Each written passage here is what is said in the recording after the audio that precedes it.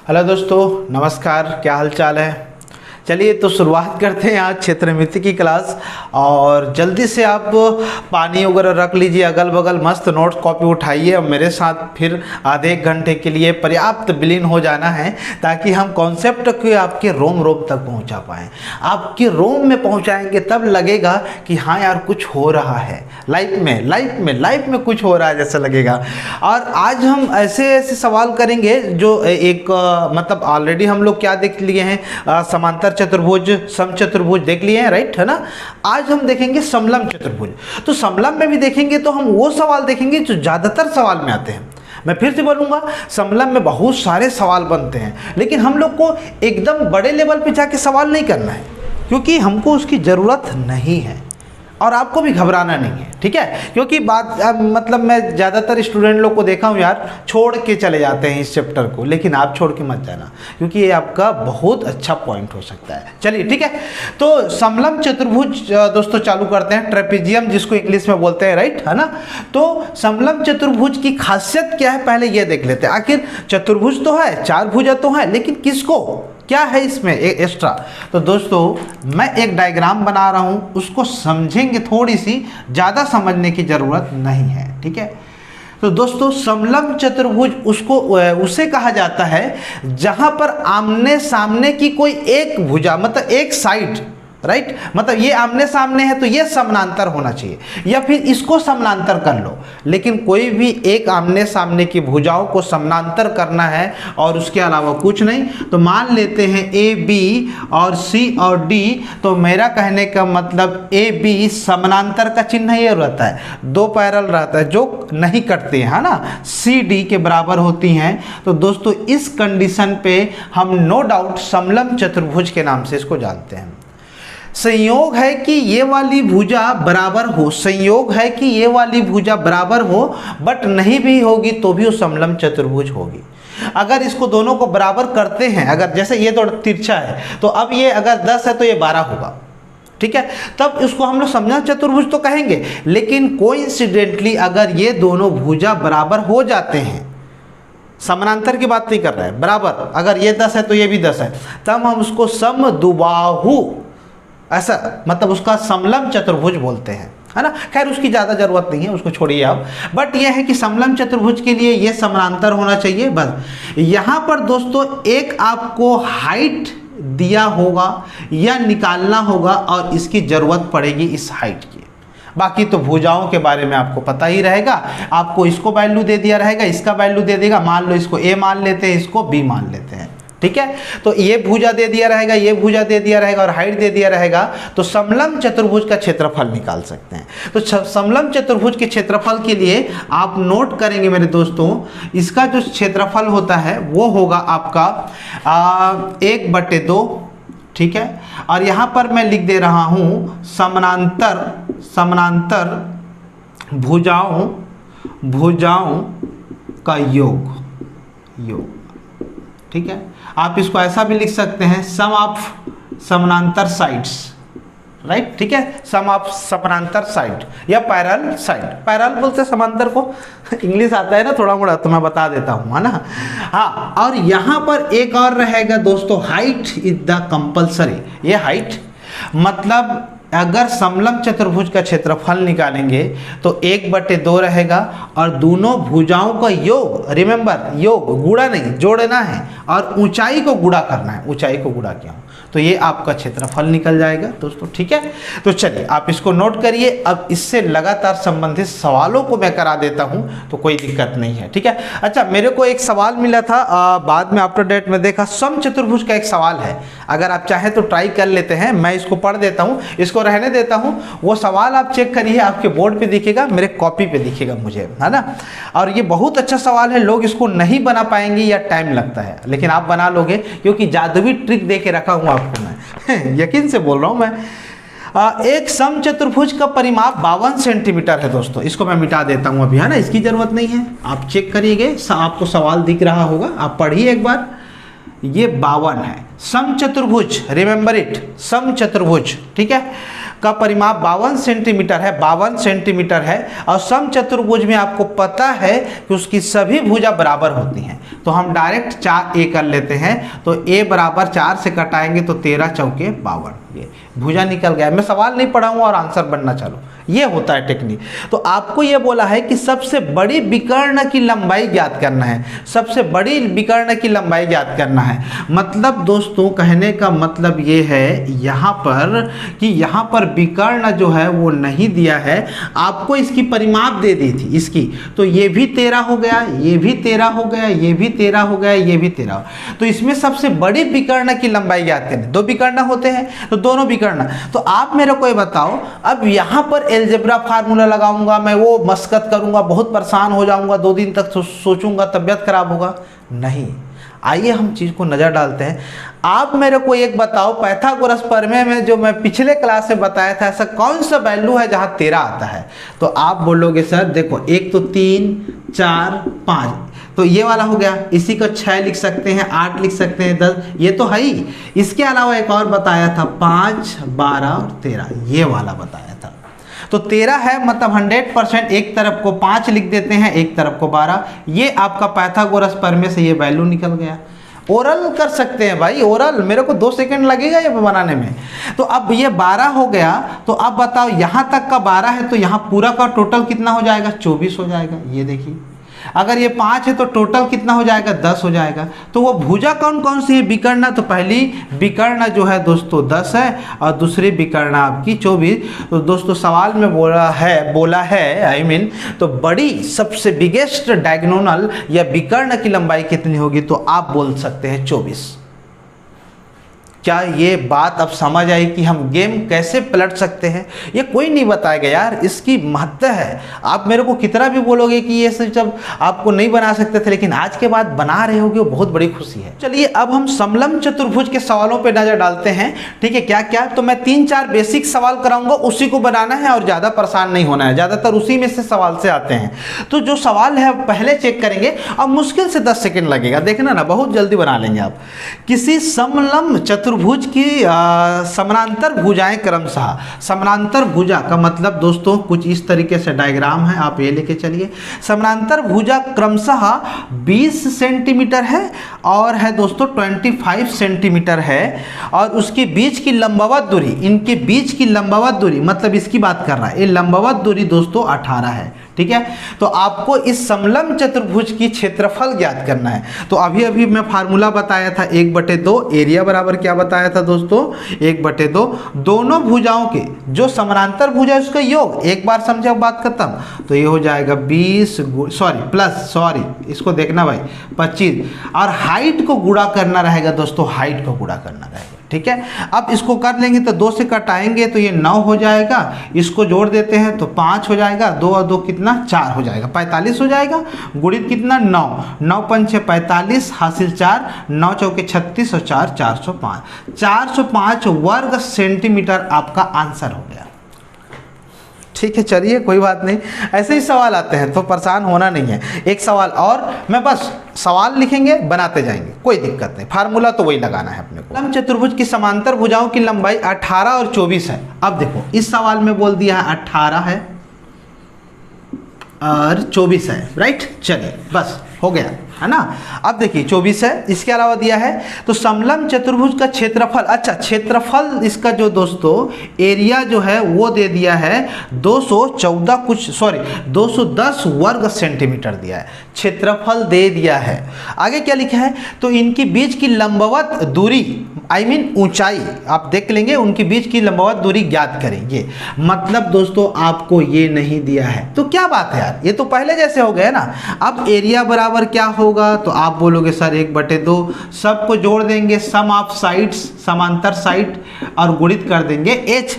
Area कितना है? 210 है, 1/2, राइट?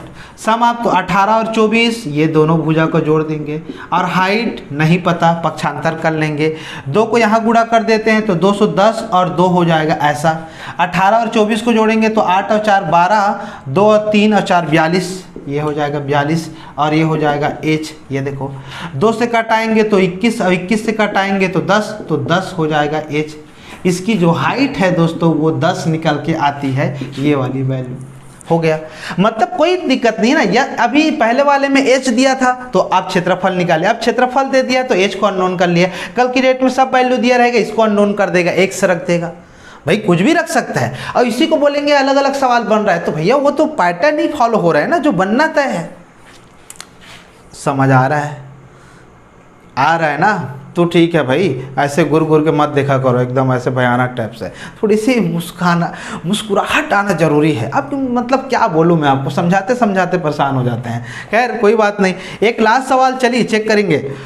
एक समलंब चतुर्भुज का क्षेत्रफल 270 है, मैं डायरेक्ट लिख रहा हूँ दोस्तों, इसकी जो एरिया है वो है आपकी 270 है। अगर लंबवत दूरी 20 सेंटीमीटर है, इसकी लंबवत दूरी 20 सेंटीमीटर है, मतलब इसकी दूरी जो है 20 सेंटीमीटर है। ठीक है, अब आपको आगे सवाल में स्पष्ट कुछ दिख रहा होगा, आप मेरे को बताने का कष्ट करेंगे क्या दिख रहा है। तो चेक करेंगे, आगे दिया है तथा दो समानांतर भुजाओं की दूरी का अनुपात 4:5 है। मतलब दोस्तों आपकी जो मतलब दो भुजा दी है समानांतर, इसका अनुपात, इस भुजाओं का अनुपात दोस्तों वो दे दिया है कितना, तो हम बोलेंगे दोस्तों 4:5। मतलब इसको मैं 4x से लिख लेता हूँ, इसको 5x। अरे यार 4:5 दिया है तो अनुपात पूर्ण वैल्यू नहीं होता तो कौन चिपका रहता है, x। तो मान लो पहली वाली या छोटी वाली जो भुजा है उसको मैं कुछ भी a लिख लेता हूँ तो ये 4x हो गया, और b बराबर कितना हो गया 5x, ऐसा लिख लो। ठीक है, कहने का मतलब वही है। तो आइए अब उस वैल्यूज को निकालने का कार्यक्रम करते हैं, हालांकि हम इसको ऑप्शन से भी रख सकते हैं बट अभी चलने देते हैं। तो एरिया 270 1/2 4x धन 5x और गुणित 20, क्या सही लिखे हैं? क्या सही लिखे हैं यार? ये 2 इधर कर देते हैं तो 270, ठीक है। ये 20 इधर आ जाएगा, भाग ऊपर में 2 आ जाएगा, ये 2 ऊपर आ गया, 270 गुणित 2, 20 नीचे आ जाएगा, ये हो जाएगा 9x। ये तो 9 को फिर से हम पक्षांतर करके नीचे में डायरेक्ट, मेरा जो एक बनाने का टेक्निक है, मैं चाहता हूँ कि सब कुछ धीरे धीरे शिफ्ट करूँ, जल्दी होगा लेकिन आपको समझना है कि मैं जल्दी कैसे कर पा रहा हूँ, है ना, ऐसा परेशान नहीं होना। चलिए अब कटा देते हैं, 9 तिया 27, 30 बचा ये। अब देखिए 2 से कटाएंगे तो 10, 10 से कटाएंगे तो 3। तो दोस्तों आप घर में भी अच्छे से बना लेना, इसका आंसर 1 बराबर 3 आएगा। तो अब इसकी भुजा कितनी, तो 3, 1 की जगह 3 रखेंगे तो कितना हो जाएगा, 4 तिया 12। इसमें अगर रखेंगे 5 की जगह 3 तो 5 तिया 15, ये देखिए। ठीक है, सवाल में क्या पूछा था आपको, तो उसकी मान पूछा था, भुजाओं की माप कितनी होगी, तो एक की 12 सेंटीमीटर होगी, एक की 15 सेंटीमीटर होगी। ठीक है, तो अब इस तरीके से सवाल जो है बस इतना ही स्टैंडर्ड लेके चलना है आपको, एकदम जहोतत एकदम नहीं लगना है, परेशान नहीं होना है। ठीक है, तो चलिए, तो ये समलंब के चतुर्भुज के बारे में मैं आपको अच्छे से बता दिया हूँ। मैं चाहता हूं कि आपको इससे एक और सवाल आता है 2D से, परसेंट वाला, कि किसकी दूरी में क्या घटाया जाए क्या बढ़ाया जाए, ऐसा वाला वैल्यू। तो एक सवाल परसेंट में मैं कराता हूं, बट वो परसेंट में बहुत लोग अब क्षेत्रमिति ही लिए हैं एडमिशन, तो अब हम उसको क्षेत्रमिति के हिसाब से कराते हैं। तो एक मोस्ट पॉपुलर थिंग दोस्तों कि ये सवाल कई बार एग्जाम में देखने को मिला है, आप ये लेके चलिए कि एग्जाम में आएगा, लेकिन लोग उसको उसकी जटिलता लगता है, उनको फार्मूला वगैरह यूज करना पड़ेगा ऐसा लगता है, बट फार्मूला की यूज करना नहीं पड़ेगा अगर आप एक बार समझ गए तो। मैं किसकी बात कर रहा हूं, चलिए देखते हैं हम किसकी बात कर रहे हैं। सवाल नंबर 1 पहला आपको अगर दिख रहा है यहां पर तो मैं लिख देता हूं। मान लेते हैं दोस्तों किसी आयत की लंबाई में 10% की वृद्धि कर दी जाए एवं चौड़ाई में 20% की कमी कर दी जाए, तो क्षेत्रफल पर क्या प्रभाव पड़ेगा, क्षेत्रफल पर क्या प्रभाव पड़ेगा, ऐसा कुछ लाइक दिस सवाल होता है ना। मतलब मैं और भी कराऊंगा, तो मैं यहाँ पर क्या लिखा हूँ, आयत में। अब आप मेरे को एक बार थोड़ी सी इधर हम कुछ पैरामीटर लिख लेते हैं ताकि समझने में आसान होगा। आयत का क्षेत्रफल निकलता कैसे है, तो आप बोलोगे सर लंबाई गुणी चौड़ाई, क्या बात सही है। तो यार मैं आपको जब परसेंट में अगर आपको याद आ रहा होगा तो एक सवाल कराता हूं कि जो एक मूल्य और खपत वाला होता है, तो हम पूछते हैं कि उसके खर्च पर क्या प्रभाव होगा, ये सवाल किए होंगे। तो आप एक फार्मूला का यूज करते हैं बेदाग तरीके से, और वो फार्मूला कौन सा है उसके बारे में भी बता देता हूं।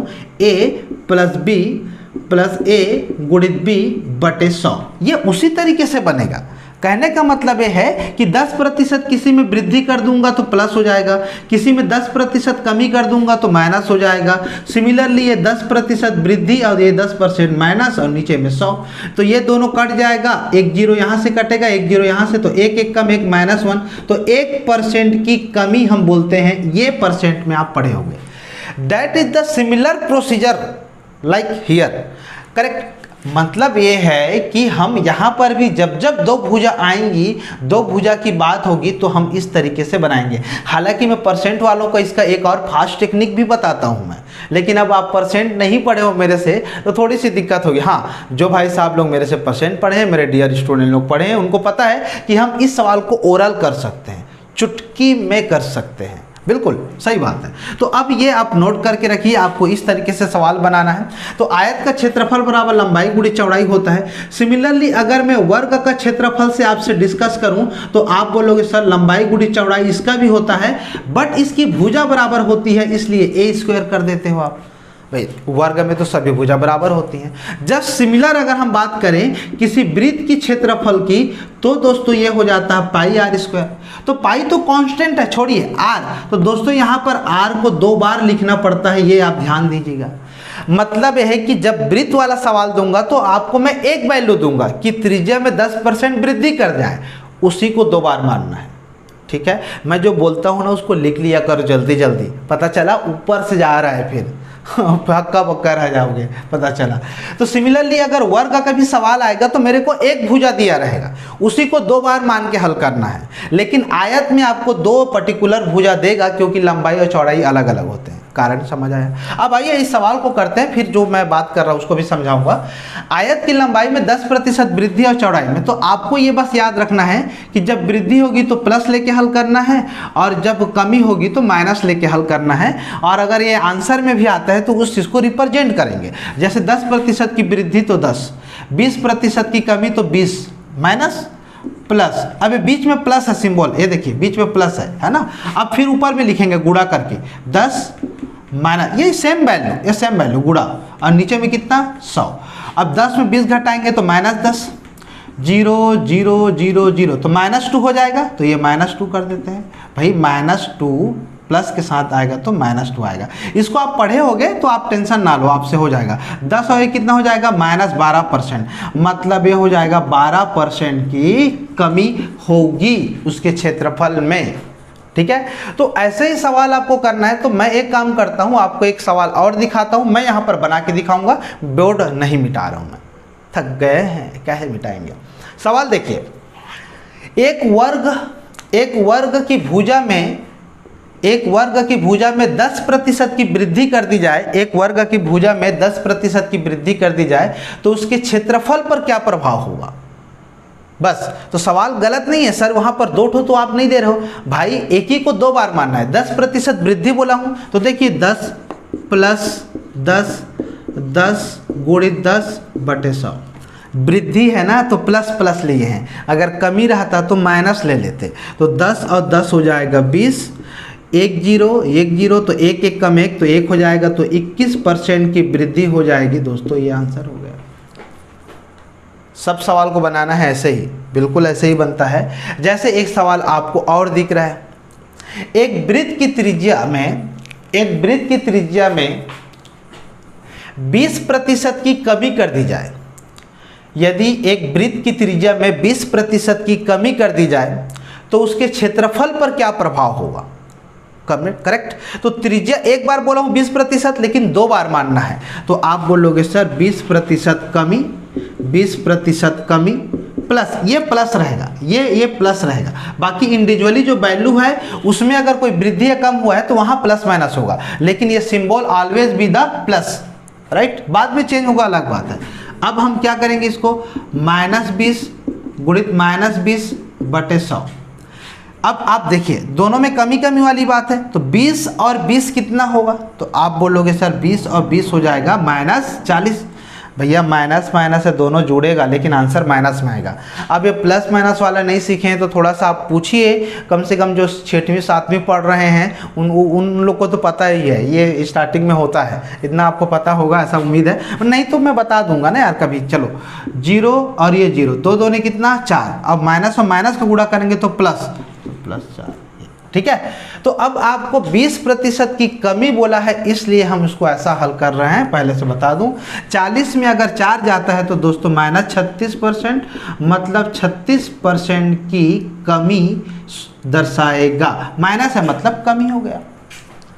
तो सिमिलरली आपको ये सवाल मैं 3 कराया हूं, लेकिन आप ऐसे ढेरों सारे सवाल कराएंगे, लेकिन शर्त यह है कि अभी मैं सिर्फ 2D देख रहा हूं। आप बोलोगे सर घनाभ का नहीं बताए, बेलन का नहीं बताए, शंकु का नहीं बताए। अरे दोस्त वो बाद में आएगा, 3D में आएगा। अभी जो आएगा ये सिर्फ आयत के क्षेत्रफल, वर्ग के क्षेत्रफल और वृत्त, इसको बढ़िया से लिख लेना, ये ओडिया हो गया है, वृत्त, ठीक है, वृत्त का क्षेत्रफल। तो फार्मूला की जरूरत नहीं पड़ेगी, बस आपकी एक कॉमन सेंस जनरेट करनी है कि जब वो वर्ग आएगा तो एक भुजा दिया रहेगा, उसी को 2 बार % मान लेना है। अगर वो त्रिज्या वाली बात आती है वृत्त में तो उसी को 2 बार, और आयत आता है तो 2 वैल्यू तो दिया ही रहेगा यार आपके लिए, है ना। चलिए, तो ये मैं बीच में लगा कि छूट गया है करके तो मैं आपको करा दिया हूँ, और यकीन मानता हूँ कि ये बहुत वैल्यूबल है। अब ये सब % में आप पढ़े होंगे या फिर % वाली चैप्टर में मैं आपको समझाऊंगा, है ना, तो टेंशन नहीं लेना है। तो आप रिवाइज करिए 1-2 बार बढ़िया से, लेकिन ये एग्जाम में आता है। व्यापम अगर पेपर देने जा रहे हैं तो ये 100% आएगा, ठीक है। चलिए बाकी मिलते हैं, शुक्रिया, थैंक यू वेरी मच, है ना। चलिए ठीक है।